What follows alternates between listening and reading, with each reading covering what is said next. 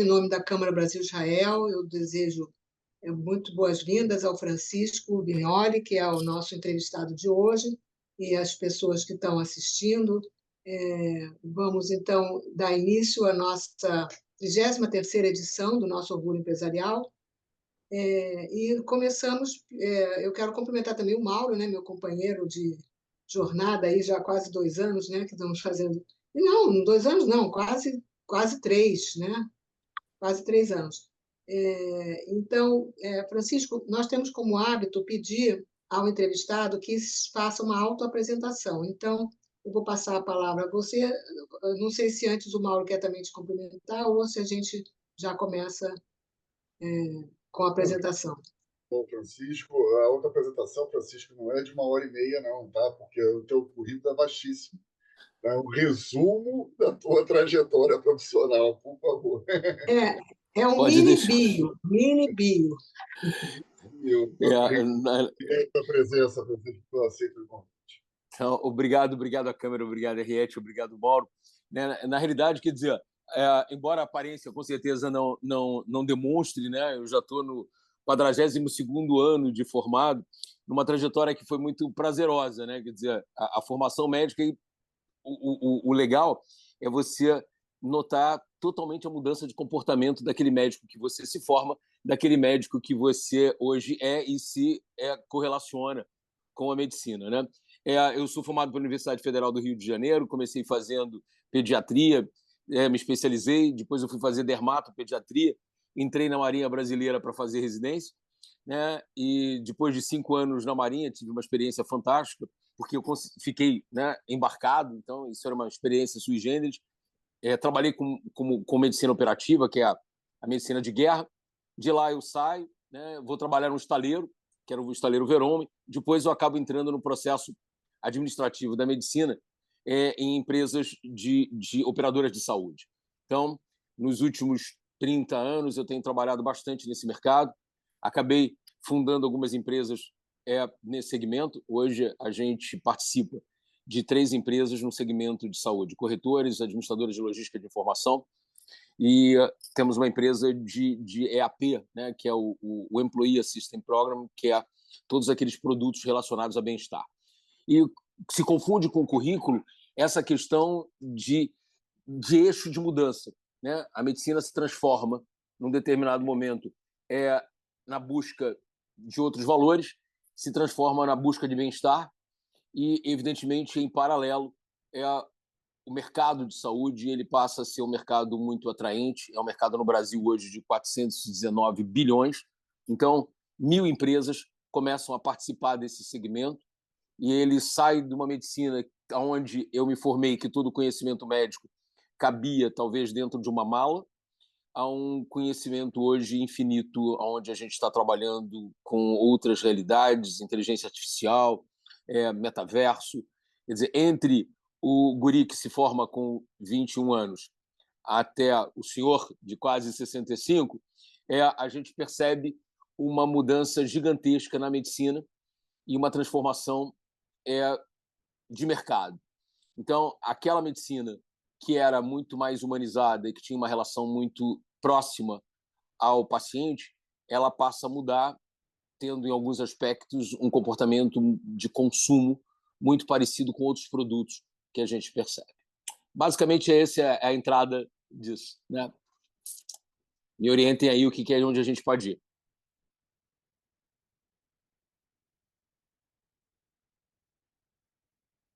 Mauro, pode começar.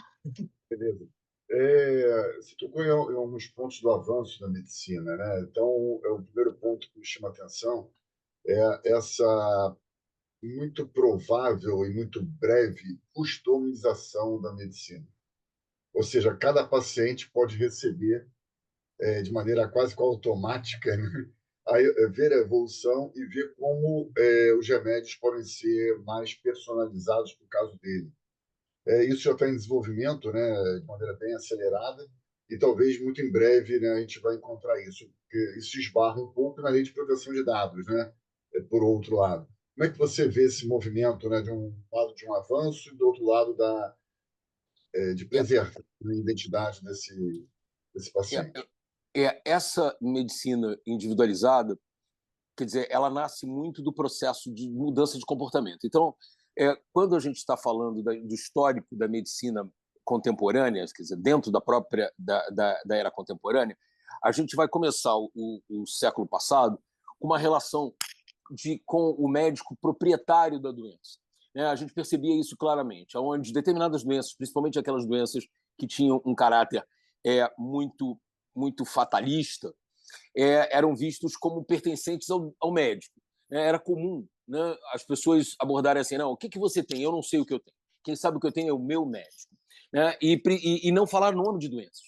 Então, o câncer, por exemplo, era uma doença que o nome era tão maldito como outras doenças, como a tuberculose, como a lepra. Haviam substitutos de nomes para que você tivesse, de certa maneira, um abrandamento da gravidade. Câncer era aquela palavra que ninguém dizia. As pessoas comentavam, na família, baixinho. E quem sabe disso era o médico. Muitos pacientes morriam sem saber o seu próprio diagnóstico. Essa mudança ela se transforma com o processo que hoje existe, de que existem tanto acesso à informação, e ele é tão avassalador e também muito descontrolado, que o processo de autocuidado passou a ser preponderante. E desse autocuidado começa a nascer, em contraposição, uma medicina do indivíduo. Cada indivíduo sempre foi, desde a época da era hipocrática, um ser único. Somos seres únicos. A mesma doença, mesmo que tenha forte característica genética, ela não se manifesta da mesma forma em cada indivíduo. Ela tem variações muito acentuadas. Os sintomas e sinais, aquilo que a gente chama de síndrome, conjunto de sinais e sintomas, eles são variáveis em cada um. E aí existia uma percepção muito, muito particular do olhar médico, a sensibilidade e a experiência do médico, que conseguiam, com sutis evidências, se tornar mais acurada a capacidade diagnóstica. Então, essa era a finalidade. Até bem pouco tempo atrás, o que a gente observava e falava era nada substitui o olhar do médico, nada substitui a mão do médico. É isso que valia para mim, e como para muitos, estamos falando de pouquíssimo tempo atrás, talvez 5, 6 anos atrás, isso hoje pode ser criticado. Hoje, a maioria dos grandes nomes da medicina recorrem primariamente a exames complementares.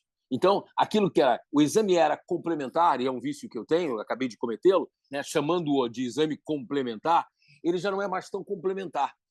O médico e a percepção, a busca de um melhor tratamento, a sensibilidade, a humanização, a inter-relação com a doença, passam a ser sensibilidade médica. Mas, às vezes, o diagnóstico ele é primário do exame. Cada vez mais. Hoje você tem câmeras, caixinhas de diagnóstico, que você pode usar. Hoje, com o advento, e Israel foi um país pioneiro na questão da telemedicina, exatamente você muda esse enfoque. Muitas vezes você passa a ter o primeiro contato do cliente com os exames, para que depois a mão profissional, a mão do especialista ou a mão do médico generalista venha harmonizar essa gama gigantesca de informações. Daquilo que, quando eu era formado, ou me formei, nós tínhamos uma mala, metaforicamente, hoje você tem um universo planetário de informação. A cada minuto, você tem uma mudança disso. O que faz a gente crer que há uma coisa muito importante para a gente discernir quando a gente olha a visão de cuidado médico. Não confundir a evolução da medicina com a evolução da assistência médica. São parecidas, mas diametralmente opostas.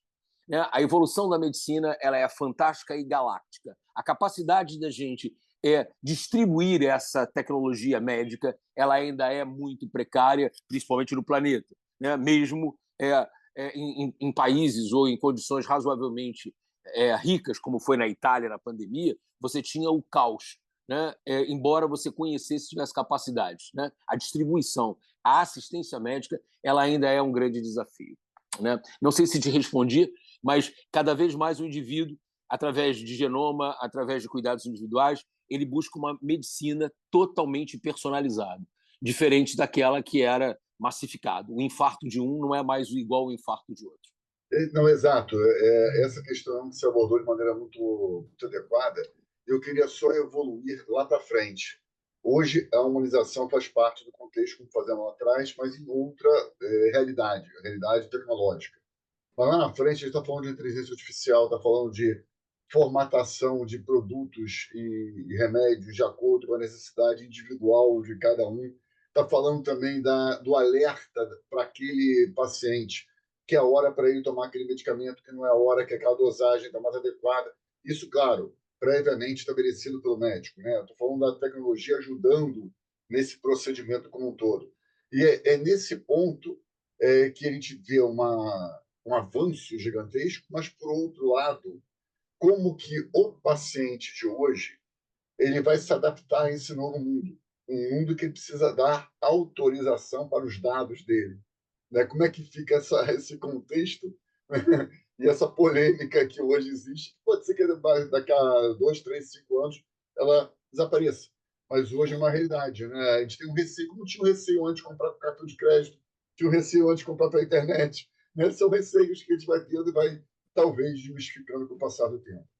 Mauro, esse é o desafio que a gente, na Kerlink, a nossa empresa, a gente enfrenta diariamente. A gente trabalha, de modo geral, com grandes organizações e essas empresas elas têm, né, muito cuidado. Eu cometi uma falha muito primária, que quando a lei de proteção de dados ela foi vivenciada e foi colocada em prática, eu imaginei, como bom brasileiro e bom carioca, que isso fosse mais postergado um pouco mais. Não foi.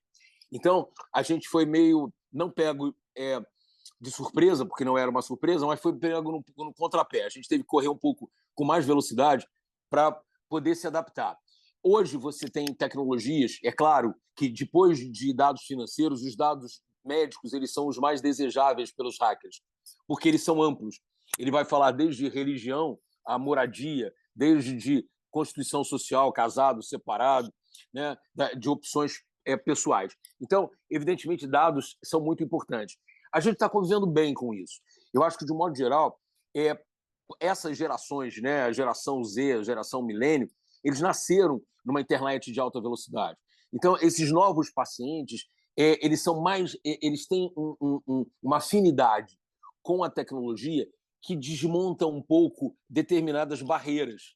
Quer dizer, isso facilita. Então, nós que somos de outra geração, né? Eu sou quase baby boomer, né? A gente ainda tem muito critério com isso, né? Uma visão mais criteriosa. Esse grupo ele se assimila muito mais rápido isso, né? O que evidentemente acarreta problemas e soluções, né? Quer dizer, essa visão há uma perda nítida de humanização de processos. Quer dizer, há uma frieza nessa relação. Né? Quer dizer, tanto é que a maior necessidade talvez seja ela. Você tem toda uma gama enorme de recursos que lhe dão velocidade, e a própria velocidade ela é um acanhador do processo de aprendizado, desenvolvimento, de acolhimento.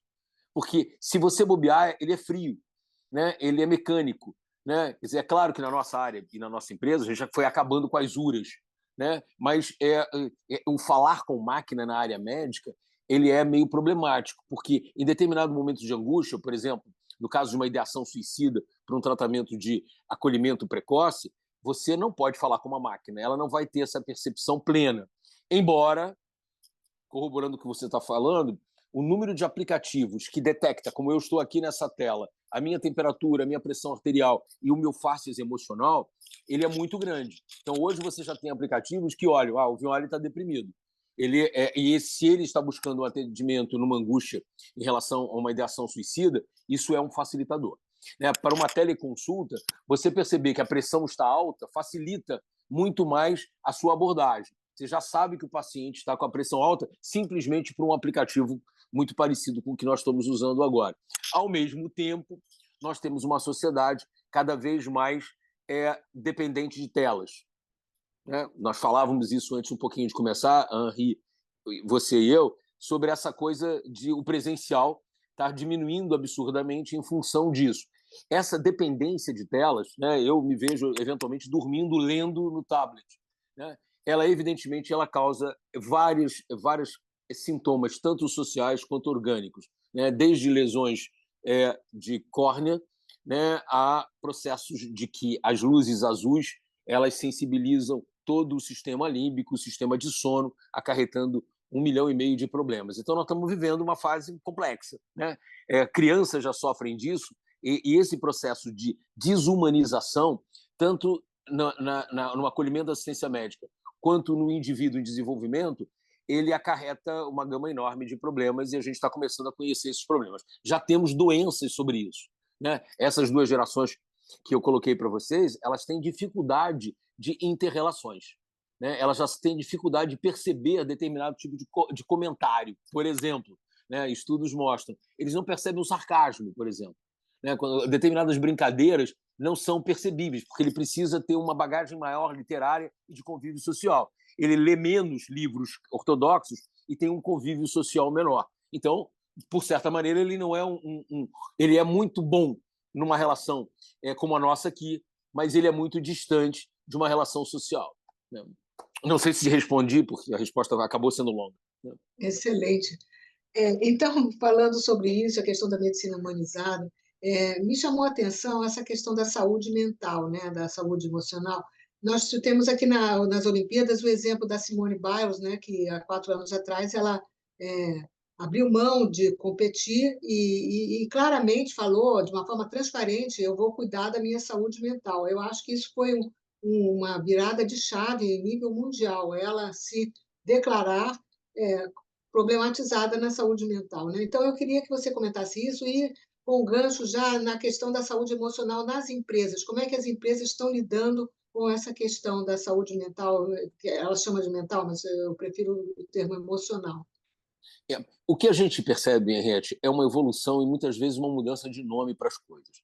Aquilo que era estresse, ele passa a ser chamado de, em uma determinada época, distúrbio bipolar, né?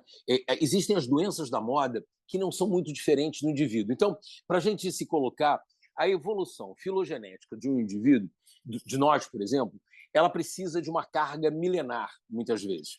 A tecnologia ela é muito mais veloz do que a capacidade nossa de mudar determinados sistemas orgânicos, principalmente o tálamo, né? A nossa sensibilidade, a nossa capacidade homeostática de se adaptar, ela ainda é menor do que a velocidade que nós somos expostos.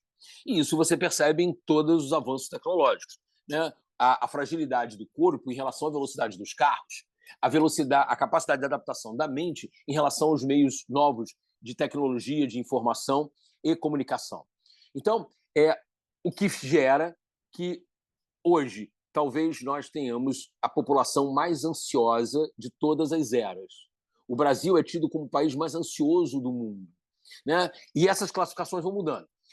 A gente já teve, quer dizer, a época da bipolaridade, né? Todo mundo era bipolar, né? E hoje nós estamos vivendo um momento que todo mundo tem espectro autista, né? Quer dizer, qualquer diagnóstico é espectro autista. A realidade na prática é que a gente vê que os custos médicos da saúde suplementar no Brasil mostram isso claramente. O custo hoje de doenças emocionais, né, e dessa do espectro autista, do TDMH, ela é maior do que o custo hoje com câncer, com despesas oncológicas. E, respondendo a você, evidentemente, a gente hoje sofre muito com isso.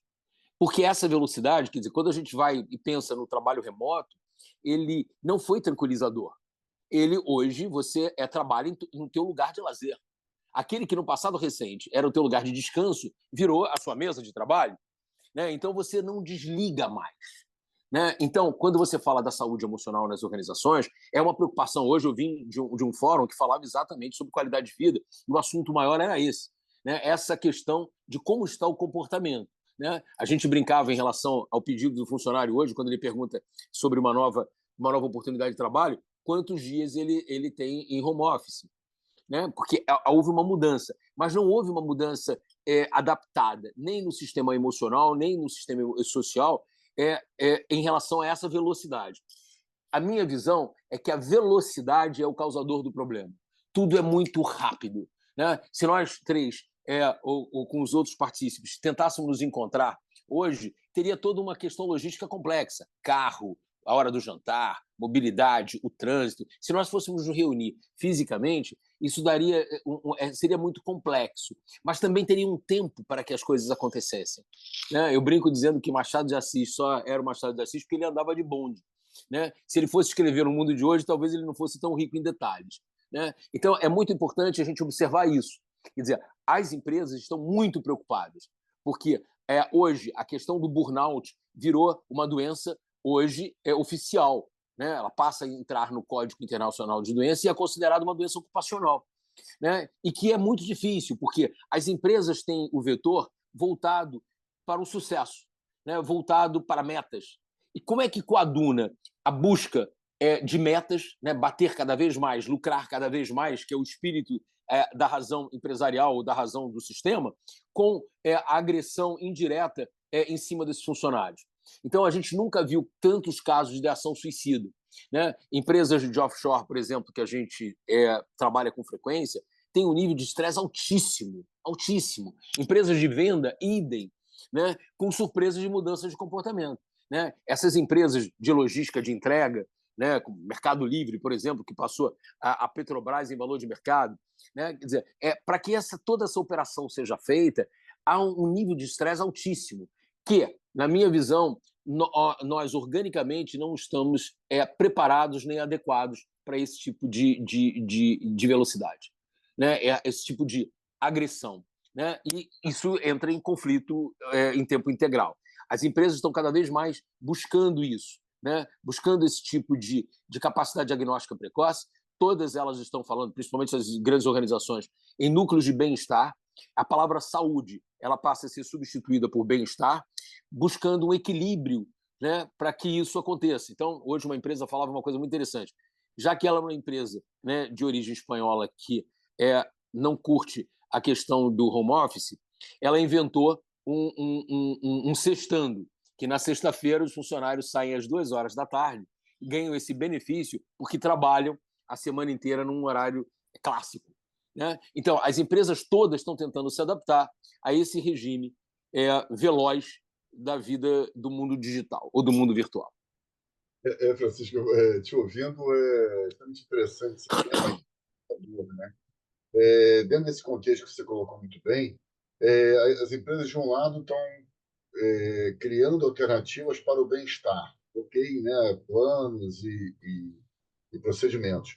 Mas, por outro, mesmo que dê, por exemplo, uma vantagem de sair mais cedo, de alguma forma, na sexta-feira, ou até mesmo dar 4 dias de trabalho, mas nos outros 4 dias que está trabalhando, esse profissional vai sair às 8 da manhã e vai chegar, às vezes, 8, 9, 10 horas da noite na sua casa. Então, não Sim. adianta você selecionar determinado benefício se nos 4, 5 dias que está trabalhando ele é exaurido, né? Ele está com um burnout, está em cima da ansiedade. Isso de um lado. E de outro lado, o mundo virtual também trouxe 2 aspectos. Que você, primeiro, não tem hora, como eu mencionei. Né? O dia dura muito mais, o trabalho dura muito mais. E segundo, você tem uma tecnologia que está no teu bolso o tempo todo, que é o aparelho celular. Antes, a gente mandava uma cartinha e demorava 15 dias para chegar no destino. Hoje, se demorar 15 segundos para responder uma mensagem, já é criticado. Então, essa aceleração que você está falando é uma realidade, pessoal e profissionalmente. E aí você vai para um lugar, tem que levar o celular, você vai para outro, leva o celular. O aplicativo está no celular, o endereço, você sabe. O telefone dos meus filhos, eu não sei mais qual é, porque se eu perder o celular, eu não consigo falar com eles.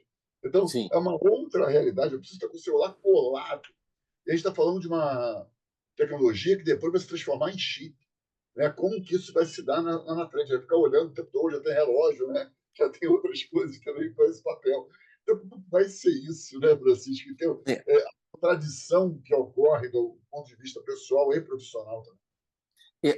Mauro, uma coisa interessante é que a gente ainda não sabe o que será, né? Quando a gente fala de inteligência artificial, obrigatoriamente a gente teve que estudar um pouco, porque ela, na medicina, ela é uma ferramenta muito dinâmica, mas ela começa em 1956, né? Os primeiros movimentos disso. Quando a gente está falando em revolução, e a gente lembra, né?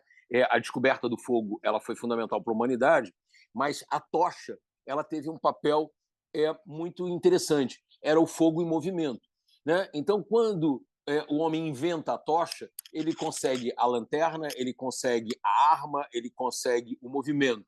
Né? O fogo que aquecia alimentos e cozinhava alimentos, ele passa a ter na tocha o seu o seu grande desbravador. Então, a migração no planeta ele depende muito do efeito tocha. A tocha não é nem tratada com merecimento que deveria, né? Porque a tocha é uma grande descoberta. A gente fala metaforicamente que o smartphone é a tocha moderna, porque ele mudou. Né? Você tem hoje o banco, né? Você falou, fala com os filhos, vigia. Você pode conseguir, inclusive, vigiar o trajeto dos seus filhos. Você faz isso em todo o trajeto dos carros dos Uberes. Você tem o seu banco ali, você tem a sua agência de propaganda, você tem toda a medicação, você tem a telemedicina, a teleconsulta. Ou seja, o inferno moderno é um lugar que não pega Wi-Fi. Né? Quer dizer, se não tiver Wi-Fi, você está no inferno. Né? Porque e a angústia disso. E aí eu chamo a atenção de vocês uma coisa muito interessante. Quando a gente está num lugar que a gente ficou chato, né, viajando, né, a primeira coisa que você entra no restaurante é pedir, né, quando você não está com um celular bem adaptado, com um chip bacana, a primeira coisa que você pede qual é o Wi-Fi. E essa dependência, né, que obviamente a comédia aborda isso de uma maneira muito, muito particular, pessoas na mesa conversando, né, com os aplicativos de WhatsApp, né, e não é mentira, quer dizer, não é uma figura cômica, é uma realidade. Né? As pessoas dentro da empresa usam isso cada vez mais. Hoje eu me vi, né, nesse fórum que eu fui pelo dia, né, eu estava conversando com a Ana Cláudia, né, exatamente pelo WhatsApp. Ela estava a 2 cadeiras de mim. Né? Tudo bem que por educação não ia interromper, não ia falar alto, mas isso virou um processo. Né? Esse processo ele é autoagressivo. Né? Ele não é um processo incólume. Né? Ele nos agride. Né? Agride socialmente, agride educacionalmente, né? Principalmente para aqueles que têm, como eu, uma formação cultural diferenciada. Né? As regras mudaram. Né? Então, o que é educado? Né? Eu quero falar com a Henriette, eu mando uma mensagem antes para perguntar se ela pode me atender, né? Ou eu já mando uma mensagem. Né? Agora, o ligar já passa a ter uma barreira. Né? Antigamente eu ligava para a Henriette. Né? Eu já não ligo mais, né? Porque ela tem a opção de não me atender. Né? Agora, com a mensagem, ela pode me responder na hora que ela quiser, como falávamos no nosso fórum aqui agora. Né? A gente pode gravar e quem quiser nos assiste na piscina, na academia, nos ouve, pode ser de noite, e etc. Quer dizer, não há mais uma disciplina para isso. Né? Mas isso gera perdas que são enormes e ainda não mensuradas, e efeitos orgânicos muito sérios. Né? Quer dizer, o principal dele, principalmente em crianças, é o aspecto de dissociabilização. As crianças não estão se tornando sociáveis. E a cura para isso, pelas nossas observações e pesquisas, tem sido a volta da leitura. Né? Uma das coisas que a gente percebe e recomenda, né, é que os pais leiam para os filhos e netos. Né? É importante esse tipo de coisa, porque a fantasia ela usa a imaginação de uma forma totalmente diferente que a imagem hoje passada pelos aparelhos, os smartphones, evita. A gente não constrói mais imagens, fantasias. A gente já recebe aquilo pronto. E isso, evidentemente, tem um efeito não muito legal. Muito interessante esse ponto. Mas, Francisco, vou falar aqui um pouquinho. A pandemia foi realmente um horror, uma tragédia, mas trouxe pelo menos uma coisa boa para o Brasil, a telemedicina. O Conselho Sim. Federal de Medicina há 20 anos de atraso, né, com 20 anos de atraso ou mais, né? E eu entendo que num país de dimensões continentais como o nosso, com lugares inacessíveis, a telemedicina ela deve estar causando um impacto muito grande na qualidade do atendimento, não apenas na qualidade, mas na abertura de atendimento para regiões, áreas, pessoas que não tinham possibilidade de serem atendidas, né? Eu queria que você falasse um pouco sobre isso, o impacto da telemedicina no nosso país, o impacto da telemedicina, da liberação da telemedicina no nosso país, e até que ponto está sendo utilizado efetivamente esse mecanismo que é tão poderoso. Né? Quando a gente é muito engraçado, mas eu percebo que a gente comete naturalmente, porque o nome, né, a nômina que prepondera. A gente chama telemedicina muitas vezes a teleconsulta. A telemedicina ela é fantástica em vários sentidos, ou seja, a palavra de origem, ou seja, a distância. Então, ela já existe no Brasil há muito tempo e o Conselho Federal ele se inibia da consulta, ou seja, da teleconsulta causava espécie, porque a visão do Conselho Federal era uma visão algo antiquada de que achava que o consultório ia desaparecer. Né? Ele provavelmente, nesse modelo que é hoje, que é um modelo de 150 anos, né? Embora exista até na Grécia, né, o contato de um paciente com o médico, do xamã com o paciente, né, ele está mudando, e a gente falava isso no início com a pergunta do Mauro, né, as cabines de atendimento e essa questão da medicina virtual, a medicina digital. A teleconsulta ela não foi revolucionária, ela foi evolucionária, porque ela já existia. Eu, quando era pediatra, nos anos 80, né, o meu cliente já me ligava no telefone de casa e eu já fazia um atendimento muito parecido. É claro que hoje, a fase que eu, como dermatologista eventual, eu dou uma consulta, ela é muito cômoda, porque o paciente manda a foto, né, ou manda um vídeo, ou durante o atendimento ele está me mostrando a lesão. Então, você tem uma facilidade com os recursos hoje digitais e a qualidade, você consegue ter uma precisão diagnóstica muito boa. E você ainda consegue fazer uma coisa bacana, que é você fazer um chat com aquilo. Quer dizer, eu estou atendendo o Mauro, ao mesmo tempo eu estou falando com a doutora Henriette nesse grupo aqui. Então, eu posso trazer a doutora Henriette para que a gente faça uma teleconsulta tripartite, né, de modo que a gente pode chamar uma especialista para que a gente veja junto um determinado problema. Então, isso é fantástico. Então, você tem toda a razão, ela serviu muito para esse tipo de alavancamento. É claro que falhas vão acontecer, né, níveis vão acontecer de risco, né, mas o conselho também ele foi rápido. Durante a pandemia, eu atendi 842 pacientes durante 2 anos e meio com Covid, né, eu tinha recursos muito bons. Né, eu podia solicitar exames graças ao aplicativo do Conselho Regional e prescrever graças ao mesmo aplicativo.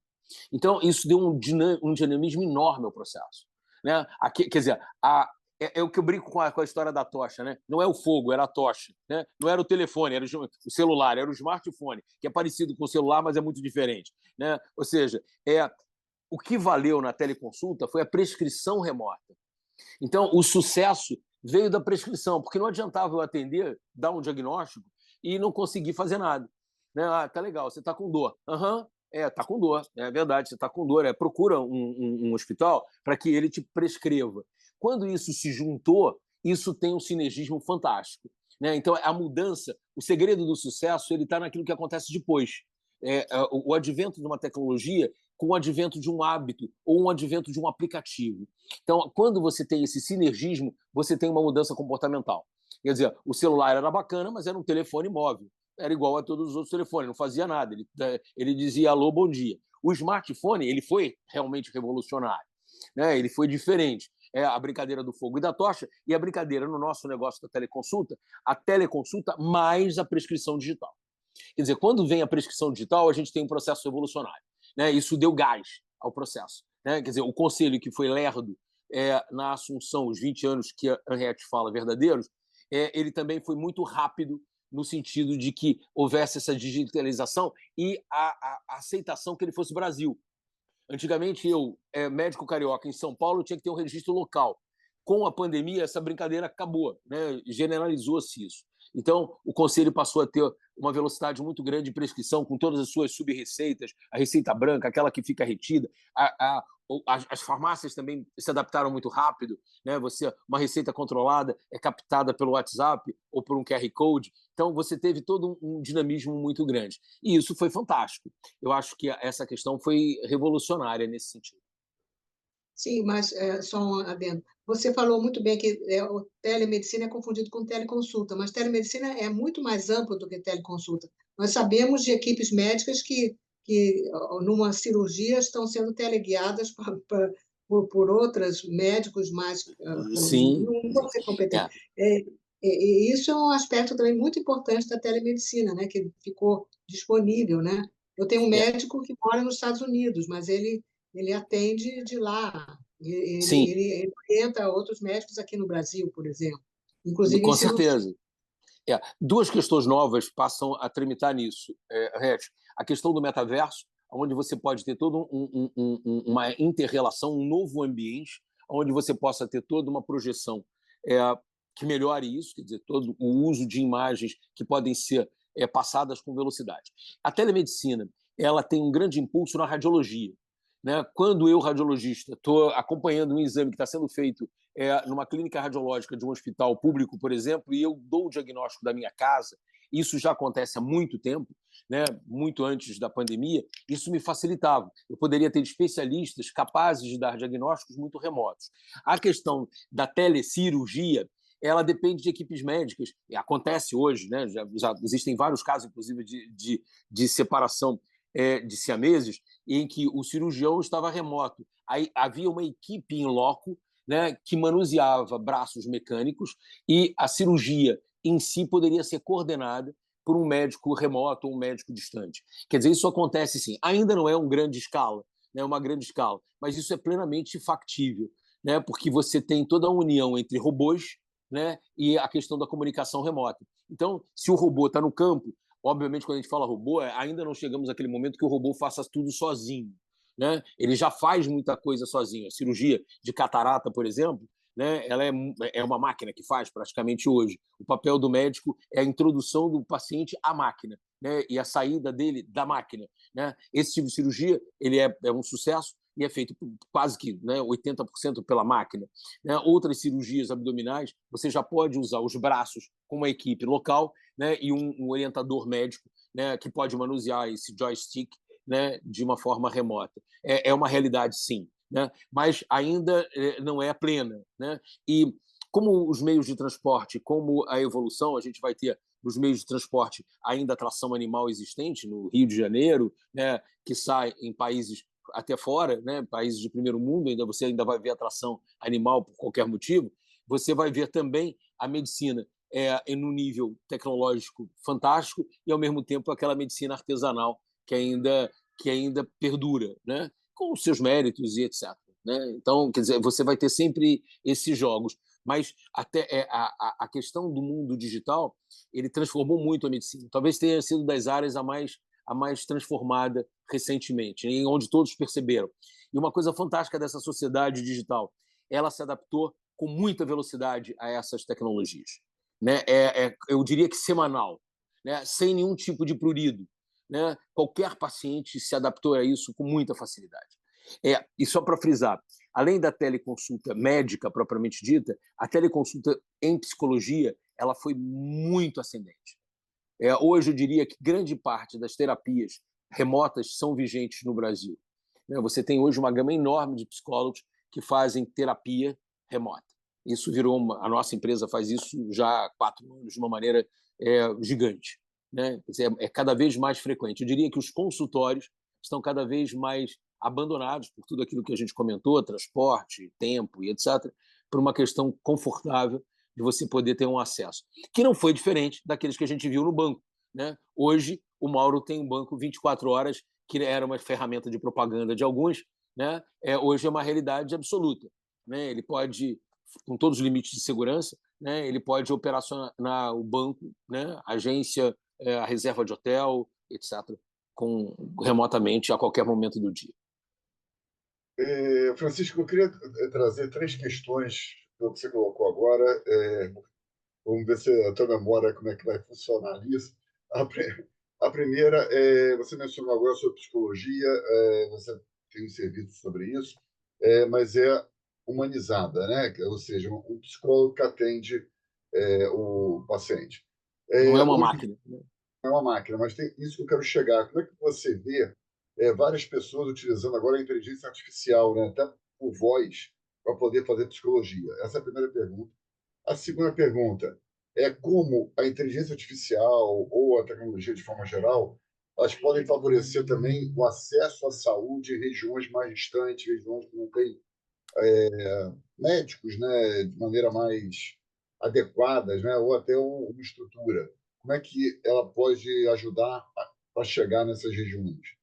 E a terceira pergunta, depois a gente tenta fazer um joguinho aqui para te relembrar cada uma delas.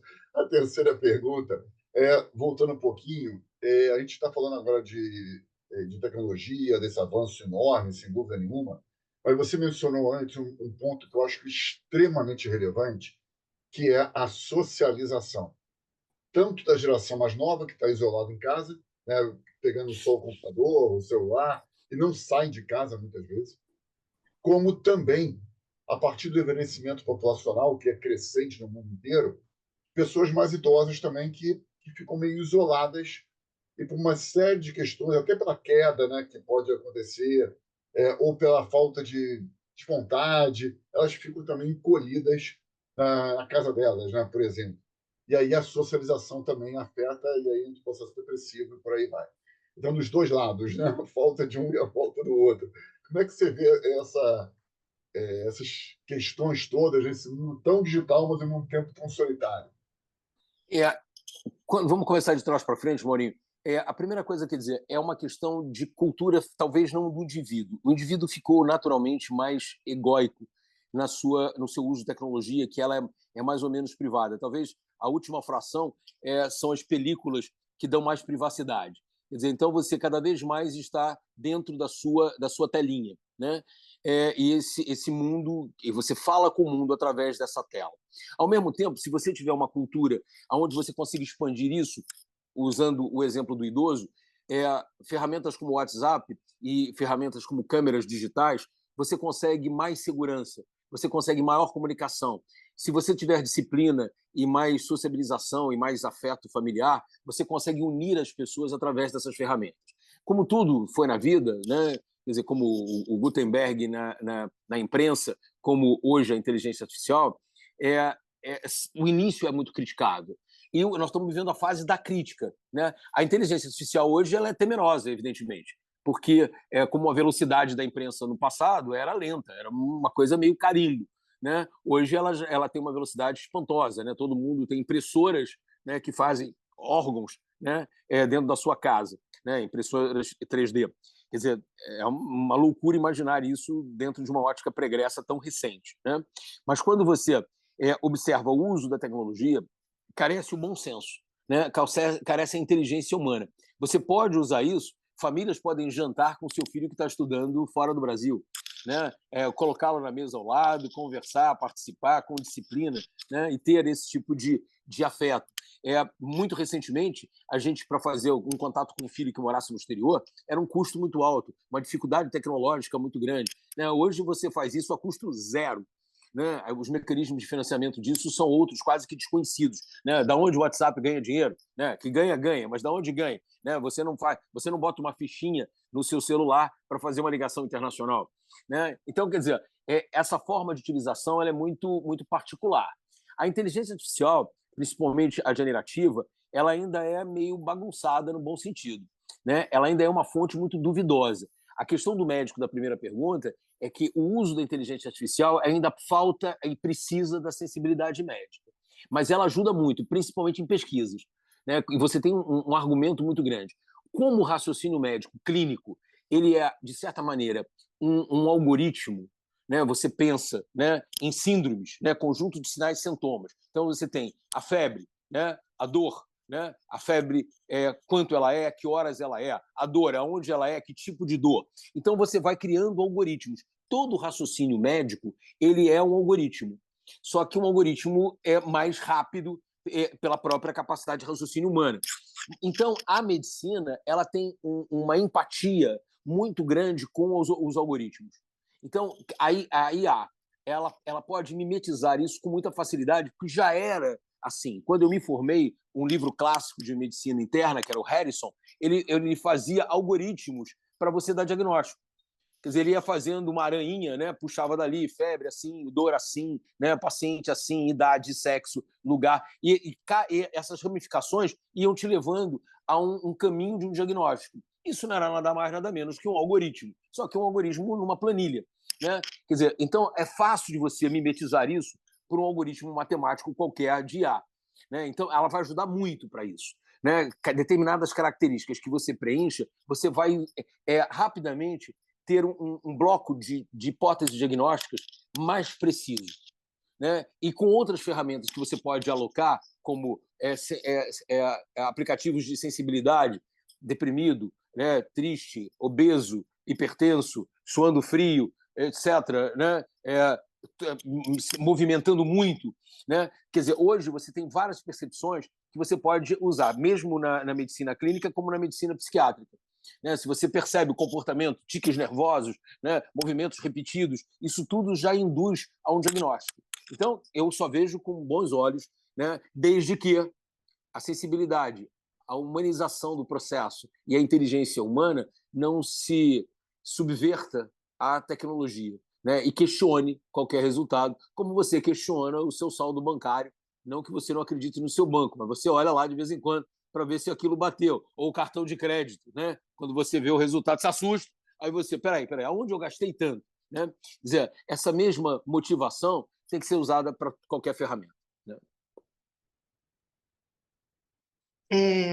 Muito bom, Francisco. Eu estou me deleitando aqui com as respostas, né? Realmente é um mundo, né? Nós podíamos fazer com você 2, 3 entrevistas que tinha assunto, né? Mas vamos voltar para o mundo empresarial.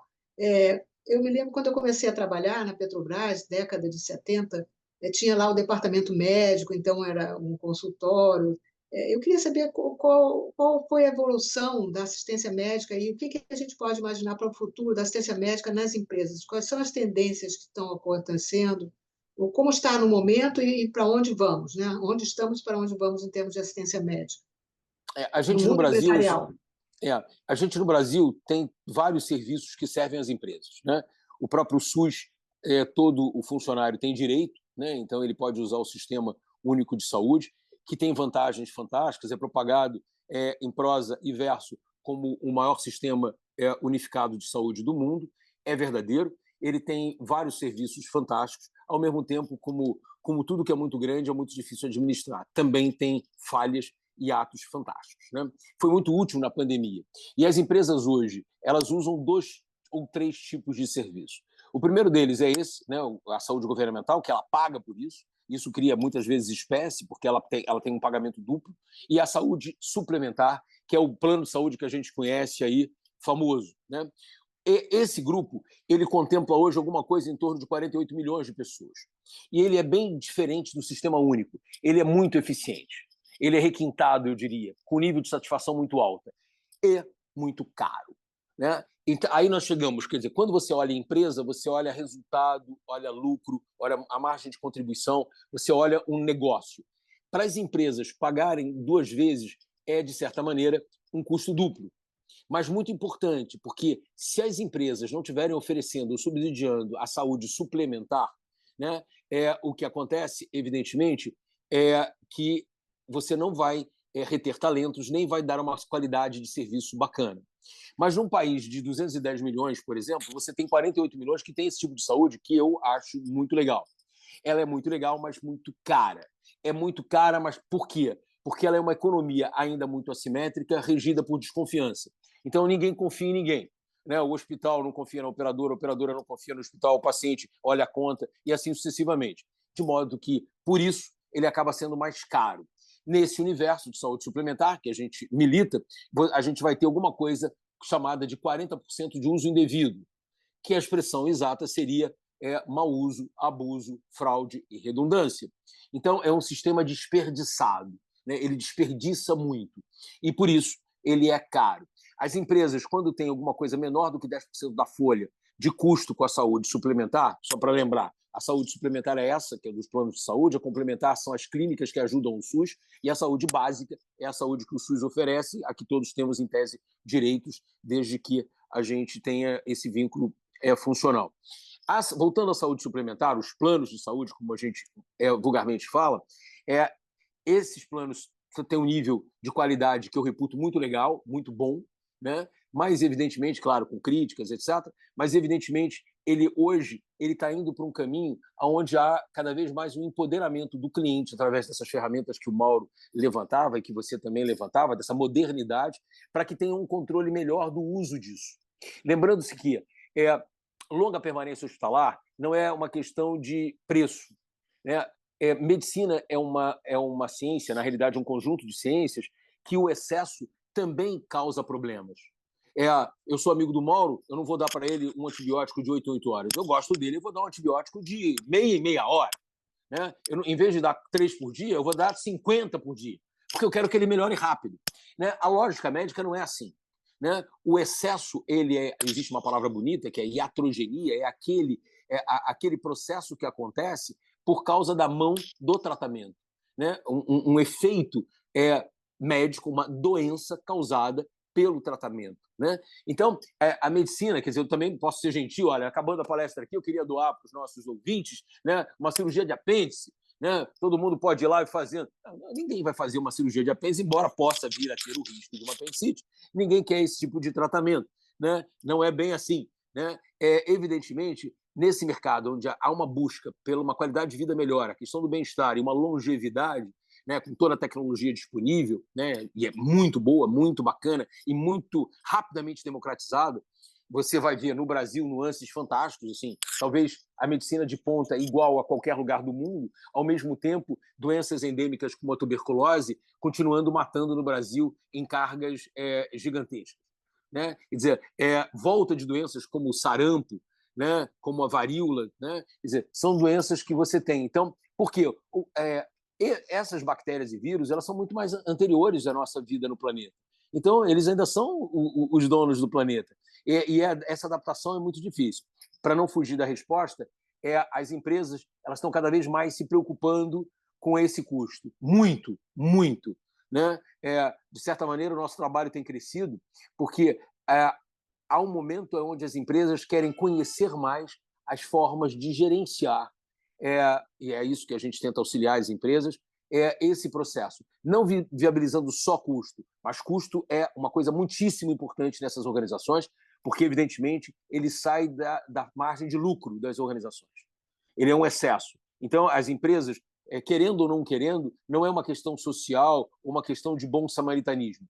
É uma questão de que é uma ferramenta importante, é um produto importante para você manter a atração de talentos, para que você mantenha a empresa saudável, né? Ao mesmo tempo, o custo muito alto. E essa questão de que medicina há de se ter bom senso, né? Não é uma coisa que você consuma pelo excesso.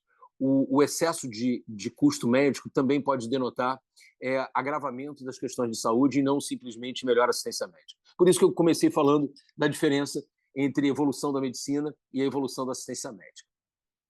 Perfeito. Mauro, posso a palavra para você, que nós estamos já avançando, faltam só 7 minutos para terminar, nós somos britânicos aqui no horário, né? Então, Mauro, última pergunta e depois vamos para as despedidas. Está no mudo, Maurinho. Obrigado pelas colocações, eu acho que você foi incrível, né, em todas as suas abordagens. 2 questões para mim ficaram no final. Primeiro, como viabilizar o acesso aos planos de saúde, particularmente, ou a um mecanismo mais de qualidade em termos de saúde para esses 150 milhões de usuários que não estão vinculados à empresa diretamente. Então, o primeiro ponto é esse. E o segundo, que é a palavra mágica hoje nesse mercado, né, no mercado de saúde que eu me refiro, que é a prevenção. Como é que isso está se dando no ponto de vista diário dos colaboradores, das empresas e também das pessoas de forma geral? Muito obrigado, Francisco, por tudo aí. Depois a minha rede é só encerrar por causa do prazo aí. Muito obrigado por estar com você, foi super simpático. Cara, tem uma outra palavra, é a seguinte, a gente fala realmente de prevenção, mas a questão ela passa pela a palavra mágica, em paralelo a essa que você disse, é educação. A educação para a saúde. Eu acho que com o advento do autocuidado, do Mauro se cuidar, da Henriette se cuidar, do Francisco se cuidar, obviamente eu tenho que ter cada vez mais informação. Então, hoje, o conhecimento que a musculatura da coxa, a musculatura crural, ela não é só uma questão de mobilidade e prevenção de acidentes, mas ela também é uma fonte de minerais suficientemente hábeis para que diminua a demência. Então, essas coisas do conhecimento mágico, né, de que você, ou extraordinário, de que você entenda que aquilo que era simplesmente um órgão locomotor, ele também é um órgão fornecedor de vitaminas e sais minerais importantes para a prevenção de determinadas outras doenças. Isso não é novidade. A bioquímica, ou seja, todo o sistema bioquímico de um organismo, ele visa uma coisa chamada economia. Então, seria ingênuo a gente imaginar que o corpo ia deixar órgãos tão poderosos como os músculos só com uma única função. A filosofia bioquímica, ela sempre está relacionada a você ter mais do que uma função. Os hormônios fazem vários papéis, as vitaminas, vários papéis. Não é só aquele que muitas vezes o nome significa, né? É mais que isso, né? O hormônio de crescimento não era só para crescer, né? Ele tem, depois que você cresceu, ele ainda tem papéis muito importantes, né? Aí isso tudo, as enzimas que transitam pelo organismo, o papel do bioma intestinal, que hoje sabe-se que é muito importante, até a nível de humor, né? Quer dizer, aquela população que habita, né, o bioma intestinal, ele é hoje muitíssimo visto como um sistema muito importante para a qualidade de vida. Então, essa questão é muito importante. A ascensão da medicina complementar, suplementar para o restante da população, ela é complexa, porque a gente está falando de Brasis, né? Ao mesmo tempo, sempre que a gente falar em medicina, que é um conjunto de ciências, a gente vai ver as grandes necessidades, os grandes rincões com carências absolutas, e, ao mesmo tempo, grandes centros como São Paulo, Rio de Janeiro, e uma casta dessas mesmas cidades com um nível altamente alto de serviços médicos. Então, ainda é muito caro a distribuição desses serviços. Eu acho que a gente vai passar por uma questão política e econômica de melhorar e crescer mais, criar mais classe média. Então, a minha visão de economia de saúde, respondo a você, não estaria a solução na medicina ou nas operadoras. Teria uma solução política de você aumentar o poder aquisitivo e criar uma amplitude da classe média. À medida que você amplia a classe média, você vai ampliar esses consumidores. Essa talvez seja a visão econômica do processo. Não é da medicina suplementar para a população, é o contrário. É da política, né? Melhorando a economia, criando uma classe média mais poderosa e essa, por sua vez, naturalmente vai consumir mais esse tipo de produto. Excelente. Bom, por mim, nós ficaríamos aqui o restante da noite conversando. Eu também. É muito produtivo, muito interessante, né? Muito gratificante. E eu quero, então, agradecer ao Francisco por essa aula, né? Uma aula magna, né? Que nós tivemos, realmente fantástico. Eu tinha mais umas 2, 3 perguntas, mas vai ficar para a próxima, tá, Francisco? Tá bom. Depois uma Obrigado pela delicadeza de vocês. E a hora que vocês... A gente pode fazer um fórum voltado para empresas. Desculpe, a gente se atropela sim, de vez em quando. boa ideia, muito bom. Então, em nome a gente da faz Câmara um workshop Brasil disso. Desculpe, perdão. Ótimo, um workshop. Realmente, vamos fazer isso. Em nome da Câmara Brasil-Israel, do Rio de Janeiro, quero agradecer muito ao Francisco, que é o coordenador do nosso Comitê de Saúde, e pelo brilhantismo da apresentação, pela disponibilidade. E eu te passo a palavra, Francisco, para as suas considerações finais. Cara, a gente tem um carinho muito grande pela Câmara. Obrigado, né, por pertencer ao quadro de vocês. É a oportunidade de estar junto, discutir um assunto super rico, né, que é a saúde, talvez seja cada vez mais um valor. Né? Então, estou às ordens de vocês. Muito obrigado. Obrigado pela simpatia da reunião. Espero que a gente tenha contribuído de alguma maneira para motivar pensamentos novos sobre aquilo que talvez seja a razão da vida, né, que é a saúde. Perfeito. Mauro, terminou? Muito obrigado, só para agradecer a tua participação, e como você conseguiu enriquecer, né, a gente também com o teu conteúdo e com a tua experiência, né, Francisco? Então, muito obrigado também. E a gente está à disposição também, da Câmara ou fora dela, para a gente continuar interagindo aí e aprendendo contigo também.